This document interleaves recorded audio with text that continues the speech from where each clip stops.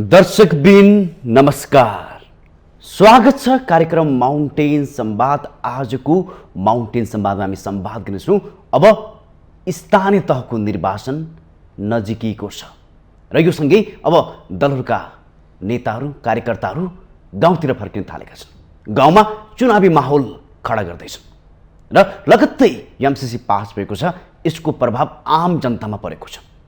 यसका बीच नेताहरूले आफूलाई विश्वस्त पार्नको लागि, आफूलाई जवाबदेह देशप्रतिको इमानदारिता वहन गर्नुको लागि कसरी आम जनतामाझ पस्किँदै हुनुहुन्छ, पुग्दै हुनुहुन्छ, आज हामी यो पाठमा लिएर संवाद गर्नेछौँ। आज नेकपा माओवादी केन्द्र लगायत अन्य पार्टीहरूसँग आम जनता एमसीसी पास गरेमा कता कता भ्रमित छन् या यो प्रति रुष्ट बनेका छन्। तर यसकै बीच एमसीसी पास भयो। अब कतिको माओवादी केन्द्रलाई चुनावी माहौल बनाउन सजिलो छ, असहज छ, आज यो पाठमा लिएर संवाद गर्छौँ। त्यसैगरी नेकपा माओवादी केन्द्रले अझै पनि पदाधिकारी लगायत स्थायी कमिटी, पोलिट ब्युरो सदस्यहरूलाई चयन गर्न सकेको छैन। अझ भन्नै पर्दाखेरि चुनावपछि गर्ने भन्ने घोषणा गरिसकेको छ। किन यसरी ढिलाइ भयो त? आज हामी यो पाठमा लिएर पनि संवाद गर्छौँ। त्यसैगरी रसिया र युक्रेन बीचको द्वन्द्वले नेपालमा पनि कता कता भ्रम पारिरहेको छ। एमसीसी पास हुनु नै अब युक्रेन जस्तै अवस्था नेपालमा आउँछ कि भन्ने आम आवरणमा एउटा किसिमको संवाद चलिरहेको छ। कता कता केही वामपन्थी पार्टीहरूले पनि यो बहसलाई सार्थकता दिइरहेका छन्। यथार्थमा के हो, कसरी सम्झौता भयो, के साँच्चीकै देशको हितमा छैन एमसीसी? एमसीसीले अब कार्यान्वयनको पक्षमा कसरी सबल र देशको हितमा बनाउने, आज हामी यो पाठमा पनि संवाद गर्छौँ। र युक्रेन र रुसको जुन सम्बन्धलाई लिएर नेपालमा प्रश्न उठे, यसमा पनि हामी केही संवाद गर्छौँ। र आजको संवादमा हामीसँग जोडिनु भएको छ नेकपा माओवादी केन्द्रका नेता तथा सुदूरपश्चिम प्रदेश प्रमुख सचेतक अक्कल बहादुर रावल। अब भने आजको यो संवादमा उहाँलाई जोड्न चाहन्छु। तपाईँलाई स्वागत छ। धन्यवाद, नमस्कार। अब सुरुमै के प्रश्न गरेँ भने तपाईँहरूले भर्खरै अर्थात् एक हप्ता अगाडि एमसीसी नेपालको सदनबाट पास गर्नुभयो। त्यो अमेरिकाको एमसीसीको मुख्यालयले स्वागत पनि गर्यो। तर आम जनताहरू भ्रमित छन्। तपाईँहरूले नै के भ्रम पैदा गर्नुभएको थियो? ठ्याक्कै सुदूरपश्चिममा भन्दाखेरि आम निर्वाचन आइराख्दाखेरि एमसीसीको कस्तो किसिमको प्रभाव छ त्यहाँका जनताहरूमा? यो चाहिँ एमसीसी एउटा परियोजना संसदबाट अनुमोदन भइसकेपछि स्वाभाविक रूपमा पनि त्यसका असरहरू छन् नै जनताका बीचमा। तर मूलत कुरा जनताहरूले यो कुरा पनि बुझेका छन् कि एमसीसीको सन्दर्भमा नेपालमा एमसीसीको सम्झौता कसले गर्यो, कसरी यो संसदमा अनुमोदन गर्ने प्रक्रियासम्म पुग्यो र संसदमा अनुमोदन गर्नुभन्दा अगाडि यसलाई संशोधन बिना पास गर्नुहुन्न भनेर आजसम्म रोकेर राख्ने शक्ति को हो भन्ने कुरा पनि जनतासँगलाई राम्रोसँग थाहा छ। त्यसैले गर्दा जनताले माओवादी केन्द्र यदि नभएको भए यो पहिले नै पास भइसक्थ्यो। संसदमा जति बेला ओलीको सरकार थियो त्यति बेला टेबल गर्न खोज्दाखेरि कृष्णबहादुर महराले रोकेको, त्यसपछि अग्नि सापकोटाले रोकेको, जसलाई यसलाई परिमार्जन बिना, यसलाई संशोधन बिना पास गर्नुहुन्न भनेर अडान लिएको एउटा मात्र शक्ति कोही हो भने त्यो माओवादी केन्द्र हो। आजसम्म यो विलम्ब हुनुको कारण, ढिलो पास हुनुको, संसदबाट अनुमोदन हुनुको कारण पनि के हो भने माओवादी हो। जुन कुरा हामीले व्याख्यात्मक टिप्पणी सहित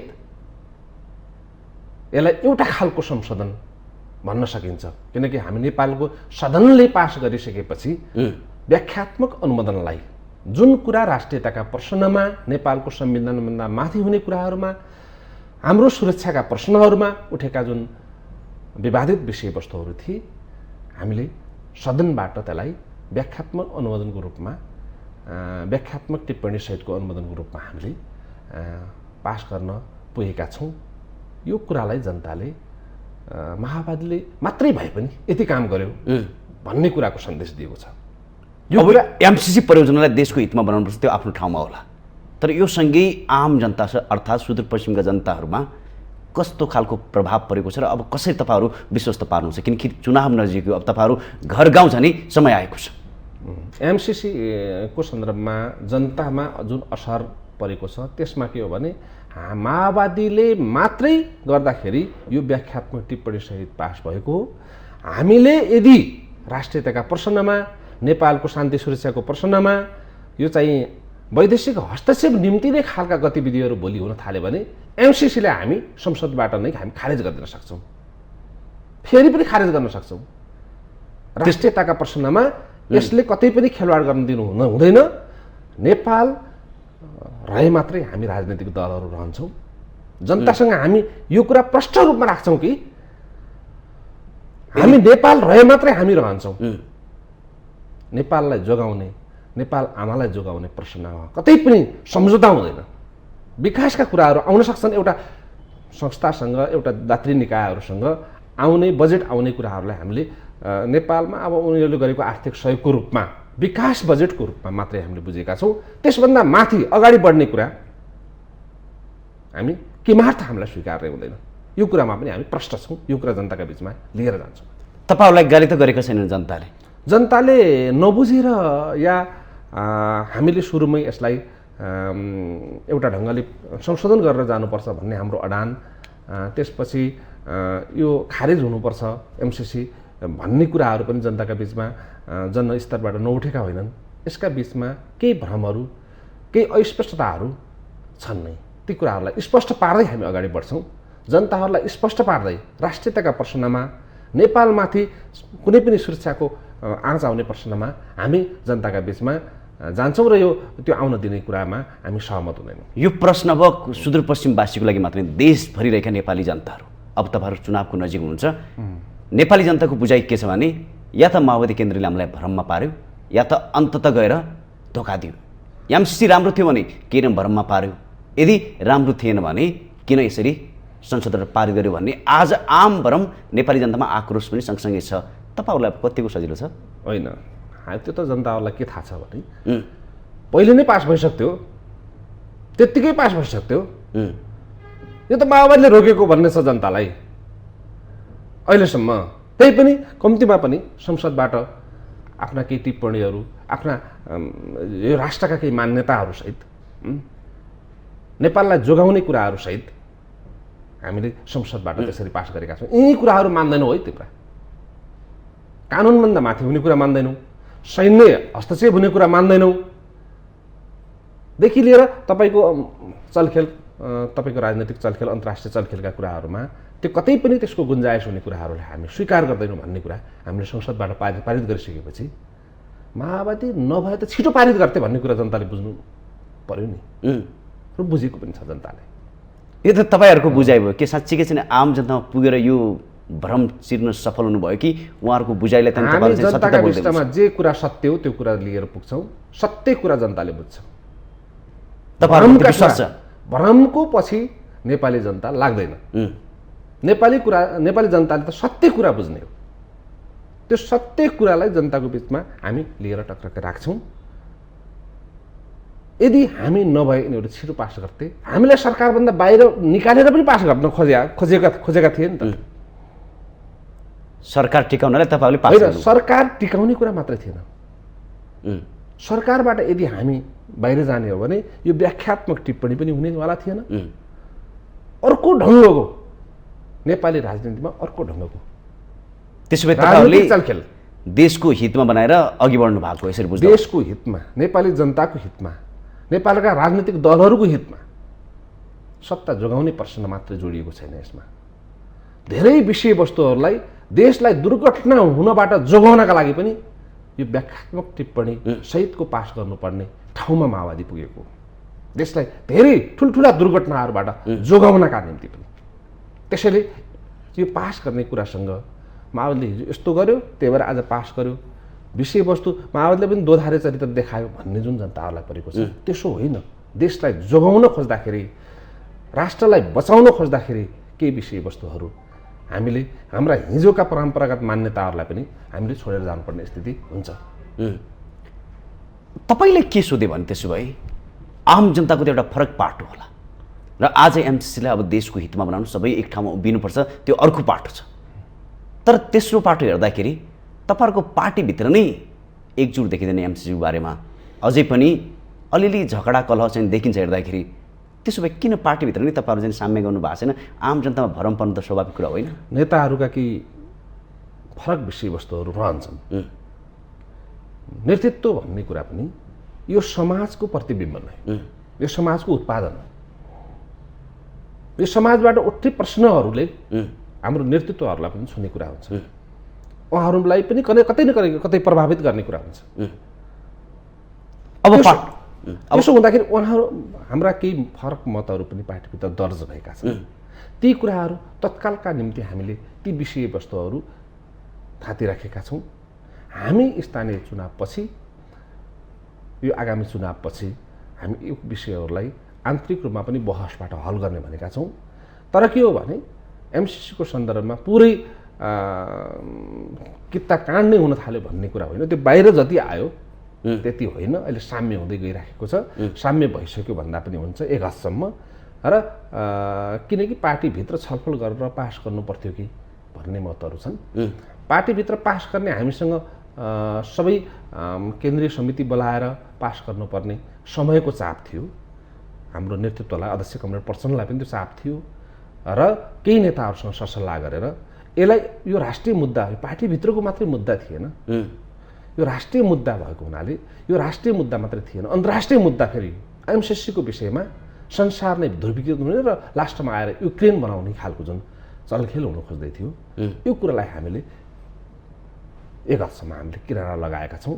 यो विषयवस्तु कुनै नेता अमुक नेताको चाहनाको विषयवस्तु मात्रै थिएन होइन, यो चाहनाले हल गर्नुपर्ने, चाहनाले रोकिनुपर्ने त्यसो विषयवस्तु नभइकन यो एउटा खालको शक्ति केन्द्रहरूले यसलाई अलि लम्ब्याउने, तन्काउने र अर्कोतिर खालको मोड्ने जुन चाहना राखेका थिए त्यसलाई हामीले समयमै हामीले त्यसलाई असफल पारेका छौँ। त्यसैले गर्दा यो पार्टीभित्रको बहस, आन्तरिक विषयहरू व्यापक बहस हुन्छ यो बारेमा। एमसिसीको मात्रै होइन, वैदेशिक सहयोग लिने प्रश्नहरूमा हामीले राज्यले कसरी लिने, संसदबाटै नै अनुमोदन गर्ने विधि कसरी आयो, यो विषयमा पनि बहस हुन्छ। एउटा देशबाट विकासको सहयोग लिने, त्यसलाई संसदबाटै पास गर्नुपर्ने जरुरी के छ? यो कहाँबाट आएको यो कुरा? सुरुमा त यो थिएन भन्ने छ सम्झौतामा कतै पनि। यो अन्तमा आएर कसरी संसदबाट नै पास गर्नुपर्छ भन्ने कुरा त्यो घोष्यो। यो विषय नै गम्भीर विषय छ। अब पाटो रह्यो आम निर्वाचनको प्रभाव के थियो भने हामीले संवाद गऱ्यौँ। आम निर्वाचनको माहौल कस्तो भनेको छ त्यसो सुदूरपश्चिममा? सुदूरपश्चिममा अब निर्वाचनको माहौल क्रमशः बन्दैछ। केही संशयहरू अझै निर्वाचन हुन्छ कि हुँदैन भन्ने कुराका संशयहरू पनि छन्। त्यसका बावजुद पनि चुनाव ढिलो चाँडो हुन्छ नै, तोकिएको मितिमा नै हुनुपर्छ भन्ने, वैशाख 30 गते हुन्छ कि वैशाख 30 गते नै हुनुपर्छ भन्ने हाम्रो मान्यता छ। स्थानीय तहको निर्वाचन तर नहुन पनि सक्छ। राजनीति हामीले भने जस्तो सरल रेखामा चल्दैन। केही विषयवस्तुहरू अब अर्ली इलेक्सनको कुरा पनि आइरहेको छ, किनकि अब कुन चुनाव गर्दाखेरि ठिक हुन्छ। हिजो पनि हामीले अलिकति सङ्घीय त्यसो भए प्रश्न पारिदिनु पर्यो, अब अर्ली इलेक्सनमा जाने कि तपाईँहरू स्थानीय तहको निर्वाचनमा? हामी स्थानीय तहको निर्वाचन गर्ने भन्ने कुरा सरकारले घोषणा गरेको छ। त्यसमा हामी जाने मनस्थितिका साथ हामी तयारी अवस्थामा छौँ। त्यही अनुसारका हामीले पार्टीभित्र निर्णयहरू, सर्कुलरहरू, बैठकहरू सबै हामी गर्दै पनि गरिरहेका छौँ र त्यो अनुसारको हामी तयारी पनि गरिरहेका छौँ। यद्यपि राष्ट्रिय सहमति के बन्न सक्छ भन्ने कुरासँग सम्बन्धित प्रश्न मैले चाहिँ यो जिज्ञासा मैले राखेको। त्यसैले गर्दा यो चुनाव ओलीले पनि चुनाव त घोषणा गरेका त भएन नि त। चुनाव घोषणा गर्दैमा हुने भए ओलीले पनि चुनाव घोषणा गरेका थिए, भएन। त्यसैले गर्दा हुने चुनाव गर्ने हो नि त हामीले। त्यसो भए अब स्थानीय तहको निर्वाचन छोडेर तपाईँहरू सकेसम्म अर्ली इलेक्सनमा जाने कोसिस गर्दै हुनुहुन्छ, यसरी बुझ्दा भयो? अब मूलत त्यसो गर्दा राम्रो हुन्छ भन्ने कुरा चाहिँ चलिराखेको छ। अब निर्णय नै भइसकेको छैन। अर्ली इलेक्सन भन्दा पनि अब यसलाई 5-6 महिना तलमाथि गर्ने कुरालाई अर्ली इलेक्सन भन्ने के भन्ने, हामीले विधिगत रूपमा स्थानीयको चुनाव भन्दा पनि सङ्घको चुनाव पहिले, त्यसपछि प्रदेशको, त्यसपछि स्थानीयको गर्दा हिजोका दिनमा पनि त्यो राम्रो हुन्थ्यो। किनकि एउटा सेटमा सङ्घको चुनाव पहिले हुने, प्रदेशको हुने, किनकि नीतिहरू त माथिबाट फ्लो हुने, सङ्घको ऐन कानुनभन्दा बाँझिएर त प्रदेशले पनि बनाउन पाउँदैन नि त। हिजोका दिनमा विलम्ब भयो, स्थानीय चुनाव अगाडि भयो, स्थानीय चुनावले कानुन बनाएको छैन, सरकार चलाउनु पर्ने स्थिति पैदा भयो।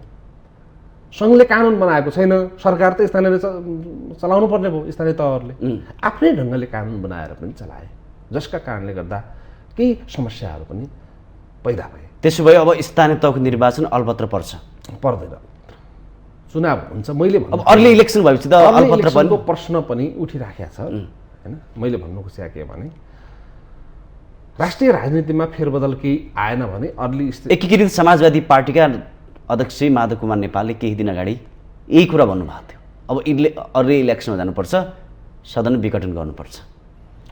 त्यसो भयो भने त अब स्थानीय तहको निर्वाचन अलपत्र पर्ने भएन। त्यसो भए स्थानीय तहको चुनाव हामीले स्थानीय तहको चुनाव प्रदेशको सङ्घको तिनटै तहको चुनाव गर्ने हो। कुन अगाडि गर्ने पछाडि गर्ने भन्ने कुरा यो प्राविधिक विषय मात्रै हो, प्राविधिक विषय हो। त्यसैले गर्दा यो प्राविधिक विषय भावनाले कुन गर्दा ठिक हुन्छ, तपाईँहरूको अनुकूल कुन छ त्यो हेर्दा हाम्रो अनुकूल होइन। संविधानको दृष्टिकोणले, संविधानलाई कार्यान्वयन दृष्टिकोणले, संहिताको दृष्टिकोणले, संहितालाई कार्यान्वयन गर्नुपर्ने दृष्टिकोणले, बजेट निर्माणका दृष्टिकोणले, ऐन कानुन बनाउने कुराका दृष्टिकोणले, कर्मचारीहरूको व्यवस्थापन गर्ने कुराका दृष्टिकोणले पनि त्यो विधि भए त्यो वैज्ञानिक विधि के हुन सक्छ, त्यसको खोजी गर्ने कुरामा छलफल भइराखेको मात्रै हो। निर्वाचन ऐन संविधान अनुसार त स्थानीय तहको निर्वाचन पहिला हुनुपर्ने होइन? पहिला हुनुपर्ने हो, त्यो विषय मिति पनि तय भइसकेको छ। हिजोका दिनमा पनि हामीले स्थानीय तहको निर्वाचन पहिले गर्ने कुरा र सङ्घको र प्रदेशको निर्वाचन पछि गर्ने कुराका बारेमा पनि के हो भने समीक्षा गर्न जरुरी छ भन्ने कुरा हो। यो आज आएर कसलाई कुन चुनाव पहिले गर्दाखेरि फाइदा हुन्छ, घाटा कसलाई हुन्छ भन्ने कुरासँग भन्दा पनि यो सम्पूर्ण दृष्टिकोणले, राज्य सञ्चालनका दृष्टिकोणले कुन अगाडि गर्दा ठिक होला भन्ने प्रश्न हो। त्यसो भए यसरी बुझ्दा भयो, भर्खरै एमसिसी पास गर्यो, यसको भरम आम जनतामा छ, हाम्रो अनुकूलमा मत नआउन सक्छ भने तपाईँहरू चाहिँ नि अर्को भरम पैदा गर्न खेलमा लागि पर्नु भएको छ। त्यसमा त स्थानीय चुनाव गर्दाखेरि सङ्घको चुनाव पहिले गर्दाखेरि त्यसो भए भरम पैदा हुँदैन त? 6 महिना त तपाईँहरूलाई चाहिँ नि समय चाहिएला नि त। त्यसो भए हामीलाई के हो भने हामी उपयुक्त समयमा हामी निर्वाचनहरू गर्छौँ, कानुनभित्र रहेर गर्छौँ। कानुनभन्दा बाहिर गएर हामीले चुनाव गर्न पाइँदैन। तपाईँ हामीले प्रश्न थाहा छ, निर्वाचन आयोगले पनि त्यही भनेको छ, भोलि सर्वोच्चले पनि त्यही भन्ला, अदालतले पनि कानुनले पनि त्यही व्याख्या गर्ने कुरा रहन्छ। त्यो कुरालाई सरकारले मान्नुपर्ने हुन्छ। संविधानमा दायाँ बायाँ नगरिकन हामीले चुनाव गर्नुपर्छ, अरू कार्यक्रमहरू लागू गर्नुपर्छ। सरकारले गर्ने कामहरू संविधानभित्रै रहेर गर्नुपर्ने हुन्छ। त्यसैले गर्दा संविधानमा नै केही चेन्ज गरेर गर्ने कुरातिर हाम्रा नेताहरू लाग्नुभयो, राष्ट्रिय सहमति त्यतातिर गयो भने नहुन सक्ने सम्भावनाहरू छैनन्। अब यो निर्वाचनको तालमेल त्यसो भए के हुन्छ सत्ता गठबन्धनमा? तालमेल भन्ने कुरा के हो भने, तालमेल भन्ने कुरा यो केही विषयवस्तुहरू मिलेर मात्रै हुने कुरा। तपाईँहरूको काङ्ग्रेससँग के हाम्रो मिलेको छ? काङ्ग्रेससँग मिलेको कुरा यति मात्र हो कि दुईटा फरकदार पार्टीहरू न सिद्धान्त मिल्छ। पटक संसद विघटन गर्ने, राज्यलाई अस्तव्यस्त पार्ने चिन्तन, प्रवृत्ति र नेतृत्वका विरुद्धमा हाम्रो गठबन्धन बनेको। तपाईँले एउटा कुरा स्मरण गराउन चाहन्छु, न तपाईँहरूको सिद्धान्तै मिल्छ, अझ भन्नै पर्दाखेरि कुनै समय प्रतिशोधका दुईटा व्यक्तित्वहरू अहिले एउटै ठाउँमा हुनुहुन्छ। एउटा कुरा मिलेको छ। के मिलेको छ? संविधानको रक्षा गर्ने प्रश्नमा, सङ्घीयताको रक्षा गर्ने प्रश्नमा र यो देशलाई के हो भने एक ढिक्का बनाएर लैजाने प्रश्नहरूमा हाम्रा कुराहरू मिलेका छन्। त्यही भएर गठबन्धन भएको छ। यो तपाईँहरूको बुझाइ होला, तर आम जनताको बुझाइ के छ भने नेकपा माओवादी केन्द्रले आफ्नो सिद्धान्त छोड्यो, आफ्नो पाटो छोड्यो, सत्ताको लागि मात्रै हिँडेको कारणले गर्दा आज नेपाली जनताको मन बुझ्न सक्यो, त्यसकारण नेपाली काङ्ग्रेससँग गठबन्धन गर्दै अघि बढ्दैछ भन्ने यो गलत विश्वास छ। यो गलत कुरा हो। व्याख्या कसले गरे भन्ने प्रश्न होला। माओवादीलाई मन नपराउने पात्र, प्रवृत्ति, चिन्तनले भनेका कुरालाई यो सबैले भनेका कुरा भनेर व्याख्या गर्न थाल्यो भने बिग्रिन्छ। त्यसैले मुख्य कुरा के हो भने तपाईँहरूले एक नम्बर पार्टी त बनाएको, नेपाली जनताले एक नम्बर पार्टी बनाएको। केपी ओलीलाई अध्यक्ष, दुईटा अध्यक्ष, कमरेड प्रचण्ड र कमरेड केपी ओलीलाई हामीले अध्यक्ष, त्यसपछि प्रधानमन्त्री केपी ओलीलाई 5 वर्ष चलाउनुहोस् भनेर हामीले म्यान्डेट त दिएकै हो। ओलीले त्यसलाई पचाउन सक्नु भएन। कमरेड ओलीलाई त्यो पचेन, उहाँलाई पखरा लागिसकेपछि त हामीले फरक कित्तामा लाग्नुपर्ने स्थिति पैदा भयो। उहाँलाई डाइजेस्ट हुन सकेन। कम्युनिस्ट पार्टीको 2/3 बहुमत, 2/3 नजिकको बहुमत डाइजेस्ट हुन सकेन। उहाँले कुनै पार्टी केही होइन भन्नुभयो, म हुँ पार्टी, सरकार केही होइन, गठबन्धन केही होइन, त्यति बेलाको पार्टी एकता पनि केही होइन, अरू नेताहरू पनि केही होइन, स्थायी समिति पनि केही होइन। यो पार्टीको सँगको सरकार विषय होइन, यो ओलीसँगको सरकार विषय हो। ओलीले जे गर्छ त्यही कुरा हुन्छ भनेर चाहिँ उहाँले पार्टी परिचालन गर्ने, सरकार चलाउने कामहरू गर्नुभयो, जुन कुरालाई हामीले सच्याउने बार हाम्रो प्रयत्न भयो। नेताहरूको बहुमत झन्डै 2/3 बहुमत भनौँ न, पार्टी नेतृत्वसँग पनि 2/3 बहुमत थियो। यदि यो पार्टी विभाजन गरेर ओलीलाई सहज नबनाइदिएको भए केपी ओली आज कहाँ हुन्थे इतिहासको चाहिँ? त्यसो भए नेकपा माओवादी केन्द्र किन एक्लै लड्न डराएको? कि तपाईँहरूले सिद्धान्त बिर्सिनुभयो या जनताले तपाईँहरूको सिद्धान्त बुझेन? गठबन्धन नबनाएर चुनावै लड्दैनौँ भनेको छैनौँ नि त हामी। चुनावको हामी सामना गर्छौँ। गठबन्धन हुने ठाउँहरूमा गठबन्धन पनि हुनसक्छ। अरूले गठबन्धन बनाएर आउने ठाउँमा विचार मिल्ने, अहिलेका तात्कालीन मुद्दाहरू मिल्ने, सम्पूर्ण विचार नमिले पनि चुनावमा तात्कालीन मुद्दाहरू मिल्ने, संविधानको रक्षाको प्रश्नमा, यो राष्ट्रियताको संरक्षण गर्ने प्रश्नमा केही विषयहरू हामी मिलेर अगाडि जाँदाखेरि ठिक हुन्छ। केही दलहरूसँग हामीले मिलेर जाँदा ठिक हुन्छ। मिल्ने दलहरूसँग मिलेर जाँदाखेरि यो देशमा अधिनायकवादी चिन्तनका विरुद्धमा संविधानलाई रक्षा गर्ने सोच र चिन्तनका चाहिँ पक्षमा र यो देशमा चाहिँ यो देशलाई विखण्डन बनाउने तत्त्वहरूका विरुद्धमा हामी मोर्चाबन्दी बनाउने कुरा हामीले गठबन्धन पनि बनाएका छौँ। मोर्चाबन्दीसम्म हामी जाने हामी सोचका साथ यो बनाएको हो। त्यसो भए स्थानीय तहको निर्वाचन पहिला हुन्छ कि अर्को इलेक्सनमा गएर सङ्घको निर्वाचन पहिला हुन्छ? अहिले त मैले कसरी भनौँ कि सङ्घको निर्वाचन अगाडि हुन सक्छ मात्र। सम्भावना बढी के छ तपाईँले सोधेँ मैले? राजनीतिक सहमति त्यस्तो भयो भने हुनसक्छ, त्यो पनि सम्भावनाको ढोका हो। यद्यपि अहिले सरकारले, निर्वाचन आयोगले पनि स्थानीय तहको निर्वाचन वैशाख 30 गते गर्ने भनेर तय गरिसकेको छ। हामी त्यो मितिमा हामी प्रतिबद्ध छौँ। त्यो तयारीका साथ हामी अगाडि बढिरहेका छौँ। वैशाख 30 गते स्थानीय तहको निर्वाचन हुन्छ। त्यसो भए वैशाख 30 गते अहिलेको जुन मिति छ यसलाई सबैले अक्षरशः पालना गर्ने हो भने वैशाख 30 गते निर्वाचन हुन्छ। नहुनु पनि सक्छ। नहुने कुरा मैले भने अब यो धेरै। अनि प्रश्न त तपाईँले पारिदिनु पर्यो नि त आम जनतालाई। प्रश्न के हो भने स्थानीय तहको निर्वाचन हुन्छ, निर्वाचनमा हामीले होमिने हो, अर्को घटना अर्को कुनै निर्णय भएन भने हामी निर्वाचनमा जाने हो। प्रश्न कुरा वैशाख 30 भन्नु सकिँदैन, यसरी बुझ्दा भयो। वैशाख 30 अहिले त घोषणा गरेको मिति त्यसैले मान्नु पर्यो नि हामीले। अनि अझै प्रश्न पार्नु भयो नि त? अर्को मिति मैले तोक्ने कुरा अलिअलि कन्फ्युज पार्नु भयो। निर्वाचन आयोगले अर्को मिति तोक्यो, सरकारले अर्को मिति तोक्यो भने चेन्ज हुन सक्छ। तर हामीले त अहिले निर्वाचन आयोगले र सरकारले तोकेको मितिलाई नै आधिकारिक मान्नुपर्छ। त्यसपछि चुनाव हुन्छ, प्रश्न पारिदिनु पर्यो। चुनाव हुने नै गरिकन चुनाव हुने तयारीका साथ हामी लागिरहेका छौँ। एक्लै लड्ने ठाउँमा एक्लै लड्छौँ, गठबन्धन गर्नुपर्ने ठाउँमा गठबन्धन गर्छौँ।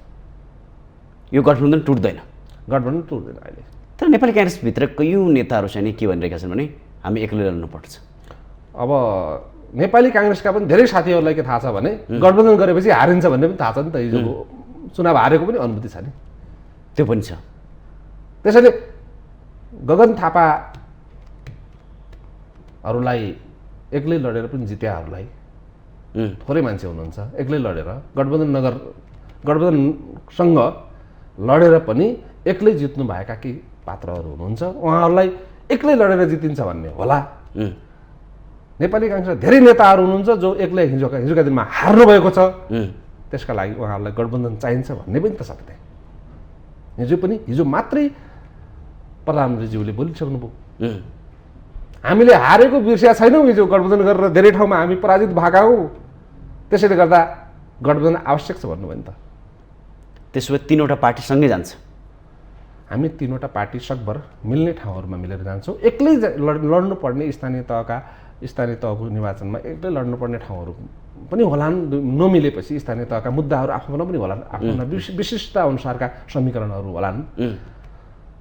त्यही त हामीले भन्यौँ, मिल्ने ठाउँमा हामी मिलेर जान्छौँ। एक्लै लड्ने ठाउँहरूमा हामी एक्लै पनि लड्नुपर्ने हुनसक्छ, कुनै ठाउँहरूमा हाम्रो तालमेल नहुन पनि सक्छ। तर नेकपा एमाले के भनिरहेको छ भने जनताको प्यारो पार्टी नेकपा एमाले हो, एक्लै लड्छ र सबैलाई हराएर देखाउँछ भनेर चाहिँ भनिरहेको छ। उहाँले एक्लै त लड्नुहुन्न, उहाँले अब यो लोकतान्त्रिक फोरमसँग पनि तालमेल गर्ने भन्नुभएको छ। उहाँहरूको पनि त्यो तयारी छ। उतातिर रापरबासँग पनि उहाँको तालमेलकै तयारी छ।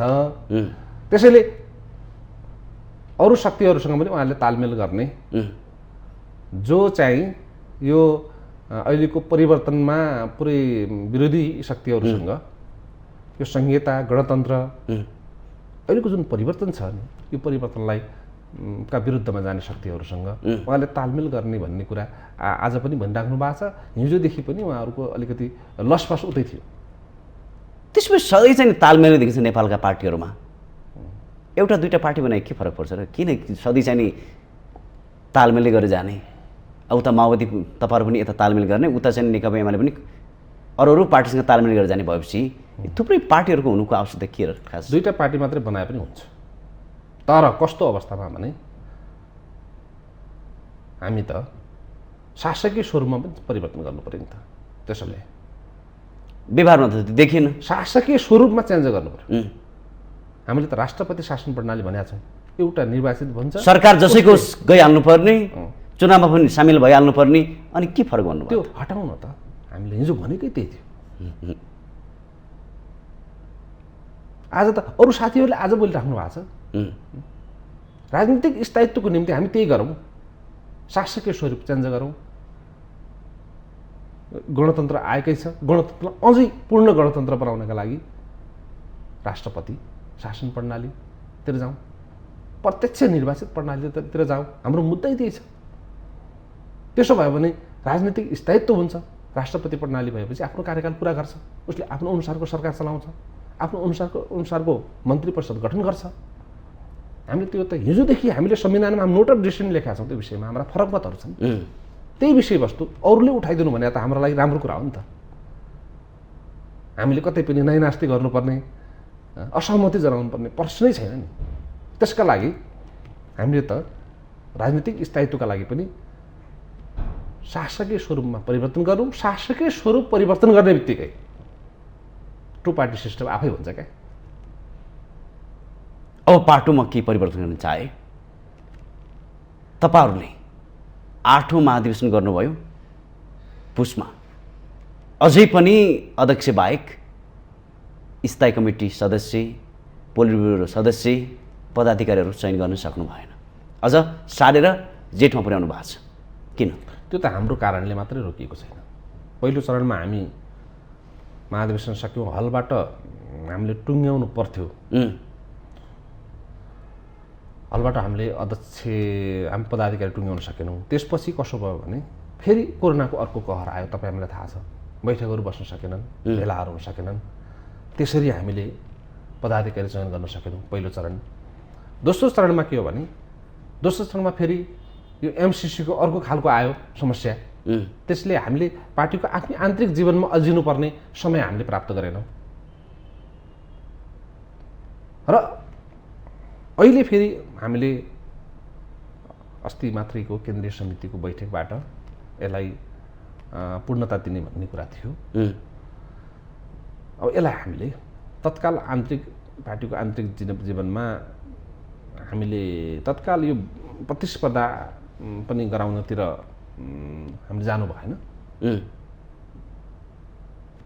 त्यसो भए फेरि पार्टीभित्र एमसिसीदेखि लिएर अरू विषयहरूमा पनि केही छलफलका विषयवस्तुहरू अगाडि बढाए हुनाले हाम्रो ध्यान अहिले त्यतातिर केन्द्रित भएको छ, चुनावतिर केन्द्रित भएको छ। तपाईँहरूको निर्णय भनेको अन्य पदाधिकारीहरूको लागि पनि अब चुनाव हुन्छ, पदाधिकारी जस्तै इलेक्सन हुन्छ।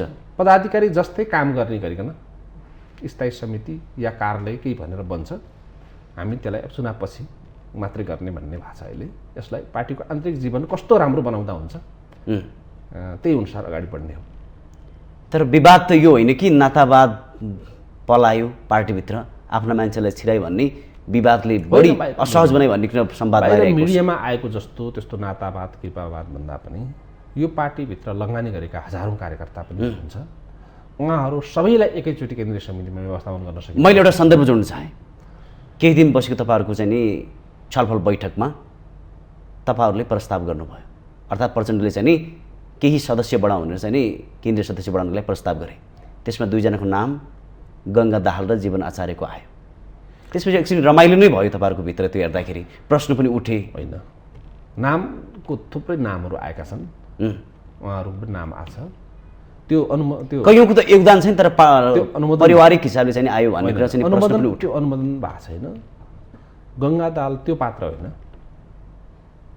जनयुद्धमा लाग्दाखेरि प्रचण्डको सिङ्गो परिवार होइन, अरू अरू अरू पात्रहरू पनि त्यस्ता छन् भन्ने कुरा सुनिएको छ कि पनि हुनुहुन्छ जसको चाहिँ नि योगदान छैन तर पारिवारिक सम्बन्ध राम्रो छ, ती व्यक्तिहरू पनि परेका अरू छन्। पनि छुटे भन्नु पऱ्यो नि त। अरू पनि छुटेका छन्। गङ्गा दाहाल किन आयो भन्ने प्रश्न उठ्दैन।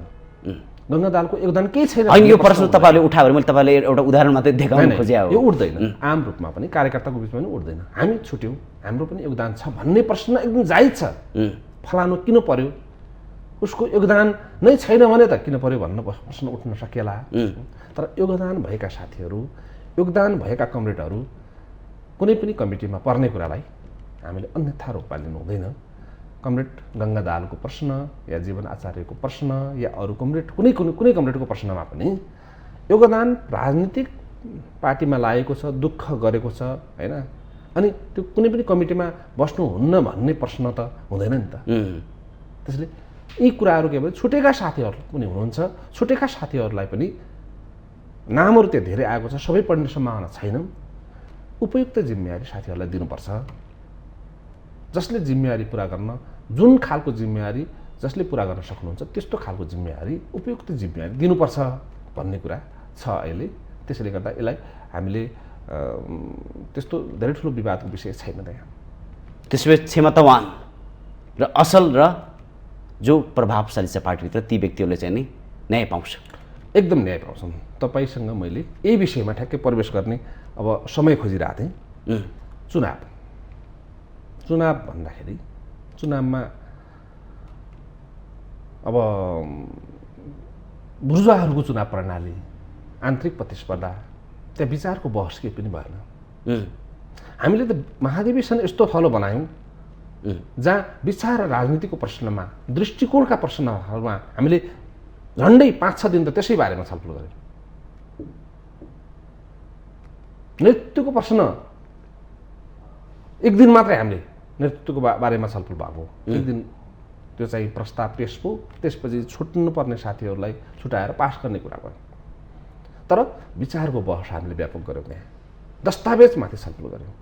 यो अरू दलहरू तपाईँले विचारको बहस गर्नुभयो तर व्यवहारमा के उतार्यो भन्ने बहस चाहिँ गर्नु भएन। हामीले विचारको बहस के हो भने व्यवहारमा उतार्ने कुरा दोस्रो पाटोको कुरा हो। अहिलेको सम्पत्ति, यो अहिलेको परिवर्तन। तपाईँहरू लाग्दैन बहस त धेरै भयो तर व्यवहारमा उत्रिनु भने तपाईँहरू व्यवहारमा उत्रियो के उत्रियो? हामीले यत्रो यो परिवर्तन जो संस्थागत गर्न सक्यौँ यो त माओवादी नभए त सम्भव थिएन। दुनियाँलाई थाहा छ। तपाईँलाई एउटा कुरा मैले जोड्न चाहेँ। तपाईँले यसो भनिराख्दाखेरि एउटा विद्यार्थीले ठुलो लगानी गरेर उच्च शिक्षा हासिल गर्छ तर जीवनमा बाँच्नै गाह्रो भइरहेको छ अहिले हेर्दाखेरि नेपालमा। परिवर्तन आयो तर जब त्यो परिवर्तनले चाहिँ उसलाई जिउनै सिकाउँदैन, बाँच्नै सिकाउँदैन, त्यस्तो परिवर्तनको आवश्यकता किन? त्यो कुरा हो तपाईँले भनेको जीवनसँग गाँसिएको शिक्षा छैन भने के अर्थ भन्नु? अनि तपाईँहरूको परिवर्तन के आवश्यकता भन्नु? जब चाहिँ तपाईँहरूको परिवर्तनले आम जनताले खुसी पाउन सकेन, जीवन धान्न सकेन, खाडी मुलुक नै जानु पर्यो, गाउँको जमिन छोडेर चाहिँ विदेश नै पलायन हुनु पर्यो भने यो परिवर्तनको आवश्यकता के त? नै परिवर्तन तपाईँलाई अर्को सन्दर्भ पनि जोड्ने मैले चीनलाई हामी अटोक्रेसी भन्छौँ विश्वकै, तर अमेरिकाको तुलनामा चाहिँ नि चीनका नागरिकहरू 70% माथि खुसी छन् भन्ने कुरा एउटा रिसर्चले देखायो, अनुसन्धानले देखायो। स्वतन्त्र हुनु नै ठुलो कुरा त नरहेछ नि त हेर्दाखेरि त। यसो छ संसारमा तपाईँले चाइनाको कुरा गर्नुभयो, अब पछिल्लो चरणमा क्युबादेखि लिएर विभिन्न देशहरू छन् होइन। जहाँ समाजवादको अभ्यास भइरहेको छ त्यो देशको आर्थिक अवस्था र अन्य देशहरूको आर्थिक अवस्था हेर्ने भने आकाश पातालको फरक छ। उनीहरूको विधि, काम गर्ने तौर तरिका, सामूहिक लगानी, सामूहिक परिणाम, होइन, सबैलाई उचित बाँडफाँडका प्रश्नहरू, होइन, उत्पादन अनुसारको बाँडफाँडका कुराहरू, मान्छेलाई स्वास्थ्य रोजगारीको ग्यारेन्टीका कुराहरू छन्। यद्यपि सबैले रोजगार त चाइना जस्तो मुलुकहरूमा सबैले पाउने कुरा पनि भएन। तर हामी कहाँ पुग्यौँ भने हामी अलिकति हामीले गरेको कुरा यो जसले सपना देख्यो त्यसले नेतृत्व गर्न पाएन। सपना तपाईँले देख्नुभयो, तपाईँले बोल्न पाउनु भएन भने तपाईँले अर्कै पात्र आएर तपाईँको सपना यो सन्दर्भ जोडिहाल्नु मैले सोधिहालेँ। यो त भलै ठिकै होला, तपाईँहरूलाई एकचोटि जिताएको पनि हो। तर यो बिचमा हेर्दाखेरि 15 वर्षको बिचमा हेर्दाखेरि तपाईँहरू 10 पटक त सरकारमा हुनुहुन्छ, 10-15 पटक चाहिँ सरकारमा हुनुहुन्छ र आम नेताहरूको चाहिँ जीवनशैली फेरिए पनि प्रत्येक नेताको चाहिँ जीवनशैली लगभग फेरिएको छ, राम्रै भएको छ भन्नै पर्दाखेरि एउटा राम्रो लेभल प्राप्त गर्नुभएको छ। तर जनता त झन् जुन ठाउँमा थिए त्यही ठाउँमा छन्, अझ भन्नै पर्दाखेरि गाउँको जमिन बाज हुँदै गएको छ।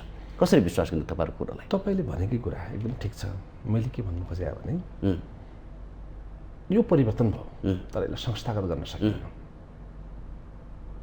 यसलाई सम्पत्तिको रूपमा, जनताको सम्पत्तिको रूपमा माओवादी आन्दोलनले जुन परिवर्तन ल्यायो, यद्यपि 64 सालमा सबैभन्दा बढी महत्त्व पनि दियो, हामीलाई जनमत पनि दियो, अनुमोदन पनि गर्यो, तर त्यसलाई पुँजीको रूपमा, यो राष्ट्रको पुँजीको रूपमा बदल्न हामीले सकेनौँ। कुन अर्थमा सकेनौँ भने हामीले त पुरै रेडिकल चेन्ज, पुरै आमूल परिवर्तन गरेका थिएनौँ। देश बनाउनु त परको कुरा थियो, तपाईँले आफ्नो पार्टी दुर्गाउनु। मैले तपाईँलाई भन्दैछु, हामीले यसलाई संस्थागत गर्न सकेनौँ। पार्टीभित्र पनि के हो भने पार्टीलाई पनि हामीले एकता जोगाउन सकेनौँ। म त्यहाँ आउँदैछु। पार्टी एकता पनि जोगाउन सकेनौँ। हामीले यो परिवर्तन ल्यायौँ बलिदान गरेर, तर त्यसलाई क्यासमा बदल्न सकेनौँ, सम्पत्तिको रूपमा बदल्न सकेनौँ। आज राज संस्था छैन, आज राष्ट्रपति छ। हिजो राजाको निगाहमा बन्ने मन्त्री परिषद छैन, आज संसद पार्लियामेन्ट बन्छ, जनताका प्रतिनिधिहरूले बनाउँछन्। यद्यपि हामीले पुरै जनताबाट पुरै निर्वाचित हुने, सोझै निर्वाचित हुने राष्ट्रपति प्रणाली पनि भनेका थियौँ, त्यो पनि भएन। हाम्रो कस्तो भयो भने व्यवस्था परिवर्तन भयो, सबै सामन्तवादको अन्त्य भयो, तर व्यवस्था कस्तो भयो भने हामीले सम्झौताको दस्तावेजबाट बनेको संविधान र त्यसका राज्य सञ्चालनका अङ्गहरू जस्ताका तस्तै देश परिवर्तन। पाठ पूर्जा उही, ड्राइभर मात्रै चेन्ज भएन, ड्राइभर पनि पाठ पूर्जाहरू पनि चेन्ज हुनु पर्थ्यो। ड्राइभर चेन्ज भयो, ड्राइभर चेन्ज भइसकेपछि त्यो पाठ पूर्जाले काम गरेन, ड्राइभरले छोडिदियो, फेरि मेसिन सुधार्नतिर लाग्यो, त्यो ठाउँमा आएर फेरि अर्को बस्छ। फेरि ड्राइभर पुरानै बस्छ, नयाँ ड्राइभरले पनि मेसिन थोत्रो भएपछि काम गर्न सक्दो रहेछ भन्ने कुरा नेपाली राजनीतिबाट संसारले सिक्नुपर्छ। तपाईँहरूबाट सिक्ने कुरा यही सिक्नु, संसारबाट के सिक्नुपर्छ भने मेसिन पनि नयाँ हुनुपर्छ, त्यसका पाठ पूर्जाहरू पनि नयाँ हुनुपर्छ। कहाँबाट ल्याउनु त नयाँ नयाँ पार्टीहरू, नयाँ नयाँ? त्यसो होइन, मैले भन्नु खोजेँ गुदी कुरा के हो भने वर्षौँदेखि काम गरेको संरचना, विधि र प्रणालीलाई राखेर नयाँ एउटा भिजनका साथ अगाडि गएको मान्छेले त्यही प्रणालीमा काम गर्न सक्छ त? सक्दैन नि। ती सबै कुरा नयाँ हुनु पर्थ्यो क्या। त्यो हुन नसक्नु भनेको के हो भने मैले आमूल परिवर्तनको कुरा जो गरेँ नि, पुरै चेन्ज हुनु पर्थ्यो। संसारका जो परिवर्तन भएका मुलुकहरूले, पुरै चेन्ज गरेका मुलुकहरू मात्रै सफल भएका छन्। संसारमा तपाईँ अध्ययन गर्नुहोस्, जुन देशहरू सफल भए ती राजनीतिक परिवर्तन सँगसँगै उनीहरूले आफ्ना संरचनाहरूमा पनि आमूल परिवर्तन गर्न सकेका देशहरू मात्रै परिवर्तन हुन सके। हाम्रो एउटा मात्र तेस्रो देश होला विश्वको 70-80 वर्षको इतिहासमा चाहिँ धेरै पटक संविधान परिवर्तन भए, धेरै नेताहरूका जीवनशैली परिवर्तन भए, देश कहिल्यै परिवर्तन हुन सकेन। विषय यो एकदम तपाईँले उठाएको प्रश्न यो साझा विषय नै हो, म त्यसमा असहमति जनाउँदैन, तर के हो भने यो गर्नै पर्ने कुरा छ। फेरि यद्यपि यो छुटेको प्रश्न हो, यो गर्नै पर्ने कुरा छ। त्यो हामीले नै गर्नुपर्छ। त्यसो यो पाटोलाई म क्लोज गर्न चाहन्छु। यो पाटोलाई हाम्रो संवाद थियो सक्षम व्यक्तिले नेकपा माओवादी केन्द्रभित्र उचित खालको पद पाउँछ कि पाउँदैन भन्ने संवाद थियो। त्यसो सम्बन्धित व्यक्ति र प्रतिभावान व्यक्तिले त्यो पद पाउँछ। त्यो पदमा जुनसुकै पद भए पनि त्यो पदमा उपयुक्त पात्र आउनुपर्छ र आउँछ भन्ने विश्वास हामीले गरौँ। अब थोरै पाटो फेरि परिवर्तन गरेँ मैले। के सन्दर्भमा कुरा गरेँ भने अब युक्रेन र रसियाको द्वन्द्व चलिरहेको छ, त्यो नहुनुपर्ने आज भइरहेको छ। त्यसलाई लिएर सरकारले विज्ञप्ति निकाल्यो, युक्रेनको पक्षमा मत दियो, तर प्रश्न उठे। तपाईँहरूले हतार गर्नुभयो भनेर प्रश्न उठिरहेका छन्। किन तपाईँहरूले चाहिँ सबै पार्टीहरूसँग संवाद नगरेर युक्रेनको पक्षमा हतारमा मत हाल्नु भयो? हामीले हालेका छैनौँ। व्यक्तिगत रूपमा भन्ने हो भने सरकारले गरेको छ, पार्टीले निर्णय गरेको छैन। यसमा हामी असंलग्न परराष्ट्र नीतिको पक्षमा छौँ। यद्यपि यो प्रश्नमा प्रधानमन्त्रीज्यू यो सरकारले हतारमा निर्णय गरेको छ। त्यसो यसमा माओवादी केन्द्रको हात छ? यो हाम्रो माओवादी केन्द्रको यसमा हात छैन। हामी असंलग्न परराष्ट्र नीति कुनै पनि युद्धमा सामेल हामी हुँदैनौँ। अहिले हाम्रो नीति भनेको कुनै पनि देशको युद्धमा हामी सामेल नहुने कुरा हो। यो हतारमा जो गरिएको छ यो चाहिँ ठिक छैन, यो उपयुक्त होइन, उपयुक्त समय होइन यो निर्णय गर्ने।